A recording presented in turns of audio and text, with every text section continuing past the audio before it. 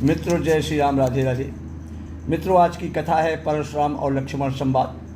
जब परशुराम जी जनकपुर स्वयंवर में धनुष टूट जाने के बाद क्रोधित होते हैं, तब लक्ष्मण जी उनको चिढ़ाते हुए कह रहे हैं, किशोर समर करनी करहि कहीं न जना वही आप, विद्यमान रन पाई रिपु कायर कथई प्रताप।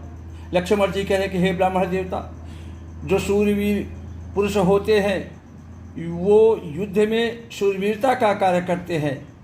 ऐसा कहकर लक्ष्मण जी उनको चिढ़ाने का प्रयास करते हैं। लक्ष्मण जी कहे को अपनी वीरता का बखान नहीं करते। शत्रु को युद्ध में उपस्थित पाकर कायर ही अपने प्रताप की डींग मारा करते हैं। तुम्हें तो कालू हाक जनु लावा, अब बारे बारे मोहि लागी बोलावा।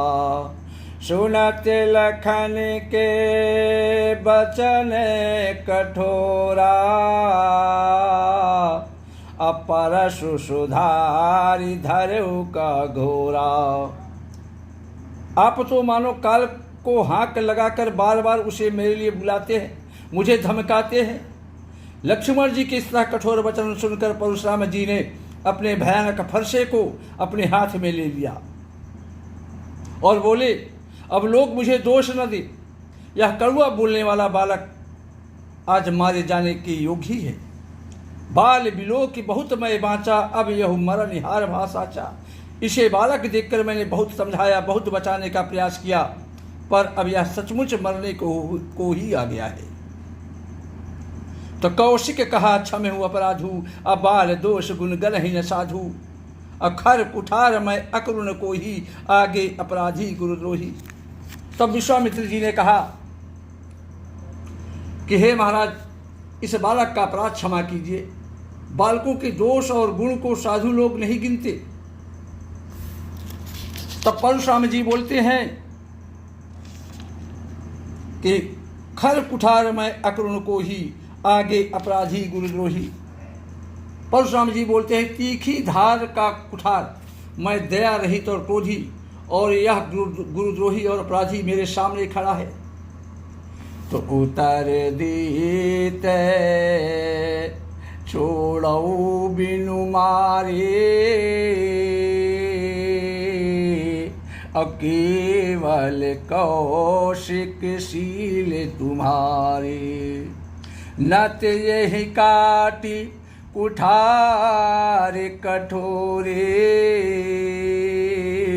अगुरही उरिन होते श्रम थोरे।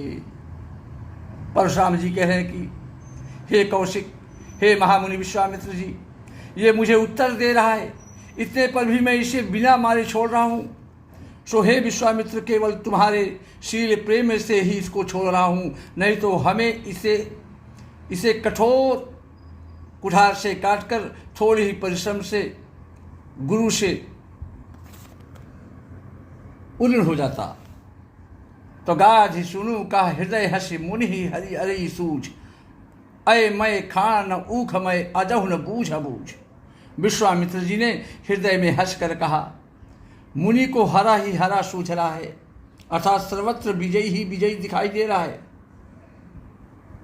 श्री राम और लक्ष्मण को भी साधारण क्षत्रिय ही समझ रहे हैं, किंतु यह लोहमयी केवल फौलाद की बनी हुई है, ऊख की खाना नहीं है जो मुंह में लेते ही गल जाए। खेद है कि अभी तक ब्राह्मण विश्वामित्र जी इनको समझ नहीं पाए हैं। मुनि अब भी वे समझ बने हुए हैं, इनके प्रभाव को नहीं समझ रहे हैं। लक्ष्मण जी ने कहा कि कहे लखन मुनिशील तुम्हारा, को नहीं जान विदित संसारा। तब लक्ष्मण जी फिर बोल उठे, कहा, हे मुनीश्वर, आपके शील को, आपके दयालुता को कौन नहीं जानता संसार में। यह संसार भर में आप प्रसिद्ध हैं। माता पिता ही उऋण भय नीके, और गुरु ऋण रहा सोच बड़ जी के। आप माता पिता से तो अच्छी तरह ऋण हो ही गए, अब गुरु का ऋण रहा, जिसका जी में बड़ा सोच लगा है आपको ऋण होने के लिए। तो सो जनु हमें रही माथे काढ़ा, और दिन चली गए ब्याज बड़े बाढ़ा। अब आन्यू ब्योहरिया बोली, और तुरंत देऊ में थैली खोली। लक्ष्मण जी बोल पड़े कि सो जनु हमारे ही माथे काढ़ा, और दिन चली गए ब्याज बड़ा बाढ़ा। वह मानो हमारे ही मत्थे काढ़ा था कि हमको ही मारकर आप गुरु से उलट हो सकते हो। बहुत दिन बीत गए, इससे ब्याज भी बहुत बढ़ गया होगा महाराज। तो अब आन्यू व्यवहरिया बोली, तुरंत देव में थैली खोली। अब किसी हिसाब करने वाले को बुला लाइए, तो मैं तुरंत ही अपनी थैली खोलकर आपको दे दूंगा। लक्ष्मण जी ने कड़वे वचन सुनकर, लक्ष्मण जी के कड़वे वचन को सुनकर परशुराम जी ने कुठार संभाल लिया। सारी सभा हाय हाय करने लगी, घबरा गई। लक्ष्मण जी ने कहा कि भृगुवर परश दिखावो मोही, अब विप्र विचार बचो नृपदोही। हे भृगुश्रेष्ठ ब्राह्मण, आप मुझे फरसा दिखा रहे हैं, पर हे राजाओं के शत्रु, मैं ब्राह्मण समझकर बचा रहा हूं आपको। तो मिले न कबहू सौहट रन गाढ़ी, अद्विज देवता घर ही की बाढ़ी।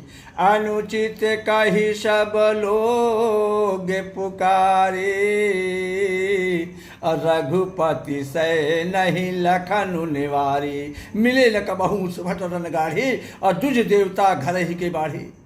लक्ष्मण जी कहते हैं कि आपको कभी रणधीर बलवान और वीर पुरुष नहीं मिला है, इसलिए हे ब्राह्मण देवता, आप घर ही में बड़े हैं। अनुचित कहे सब लोग पुकारे, यह सुनकर अनुचित है कहकर सब लोग पुकार उठे। परशुराम जी को मना करने लगे, समझाने लगे। तब रघुपति से नहीं लखन निवारे। तब श्री रघुनाथ जी ने इशारे से लक्ष्मण जी को रोक दिया। लखन उतर आहुति सरिस, भृगुवर को कृषान, अब बढ़त देख जल सम वचन बोले रघुकुल भान। लक्ष्मण जी के उत्तर से जो आहुत के समान थे, उनके उत्तर परशुराम जी के क्रोध रूपी अग्नि को बढ़ते देखकर, बढ़त देख जल सम वचन बोले रघुकुल भान।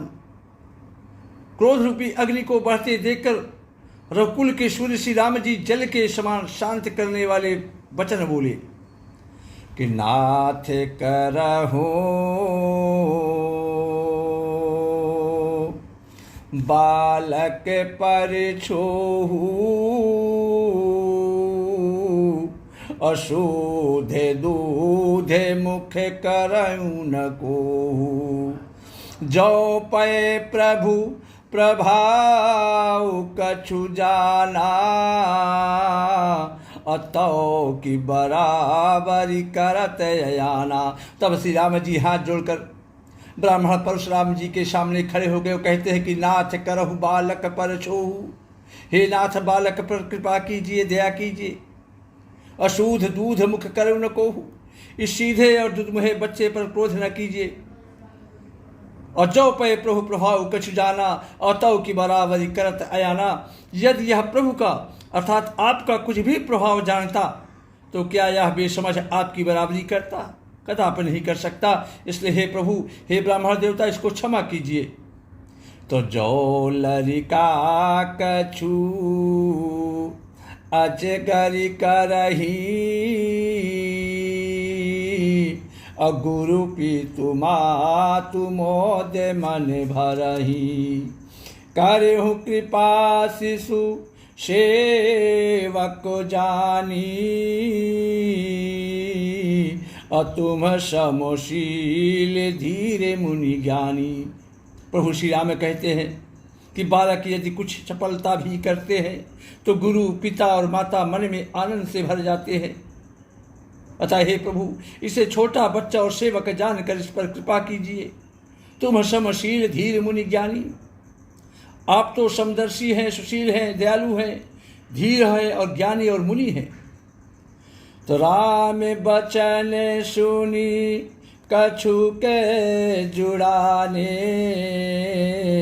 और कही कछु लखन बहुर मुस्काने, हसत देखी नख शिखिर ऋषि व्यापी, और राम तोर भ्राता बड़े पापी। परशुराम जी श्री रामचंद्र जी के कोमल वाणी को सुनकर बहुत ठंडे पड़ गए, शांत हो गए। इतने में लक्ष्मण जी कुछ कहकर फिर मुस्करा दिए और हंसत देख नख शिखिर से व्यापी। जब लक्ष्मण जी को हंसते देख लिया परशुराम जी, तो नख से लेकर शिखा तक क्रोध ही क्रोध छा गया और कहने लगे कि हे राम, तुम्हारा यह भाई बड़ा ही पापी है, बहुत ही अपराधी है। यह शरीर से गोरा है पर हृदय का बड़ा काला है, कठोर है।